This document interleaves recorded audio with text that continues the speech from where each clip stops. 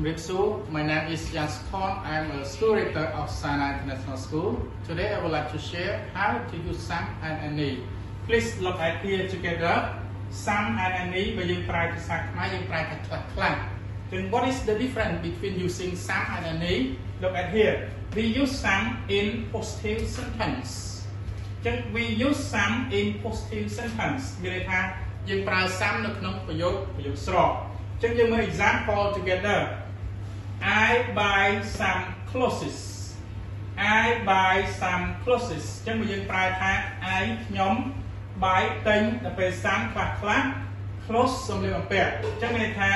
I buy some clothes is it nhóm thing some little pair class. Check your example of your TP. There are some books. There are some books. Just there are được như đấy. There are như phải thằng miến. Đọc về some class book xếp hữu. Đọc về rằng there are some book nít. Mình thấy miến xếp hữu class.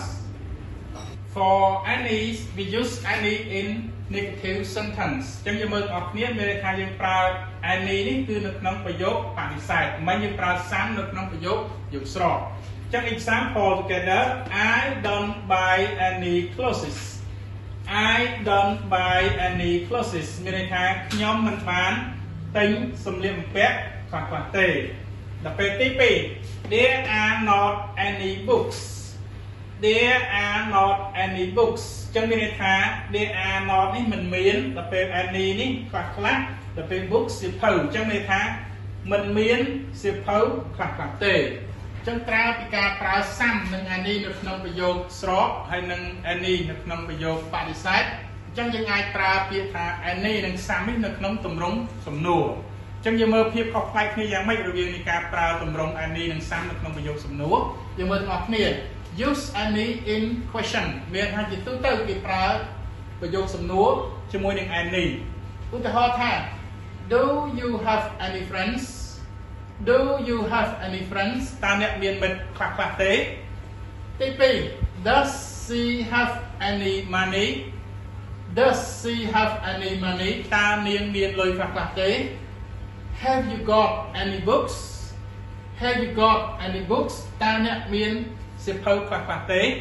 បាទអញ្ចឹងយើងប្រើជាទូទៅមានន័យថា any គឺយើងប្រើនៅក្នុងប្រយោគសំណួរចឹងសូមយើងមើល some នៅក្នុងប្រយោគសំណួរម្ដងតើ some គេប្រើយ៉ាងម៉េចនៅក្នុងប្រយោគសំណួរចឹងវាមានករណីពិសេស2ដែលយើងត្រូវចាំទី1មានថាជាការ offers មានថាជាការផ្ដល់ឲ្យនៅពេលដែលយើងផ្ដល់ឲ្យគេគឺយើងប្រើ some នៅក្នុងប្រយោគសំណួរទី2មានថា request ជាការស្នើសុំវិញចឹងនៅពេលដែលយើងស្នើសុំគឺយើងប្រើ some នៅក្នុងប្រយោគសំណួរយើងអត់ប្រើ any ទេចឹងយើងមើលឧទាហរណ៍ទាំងអស់គ្នានៃការផ្ដល់ឲ្យឧទាហរណ៍ថា Would you like some coffee?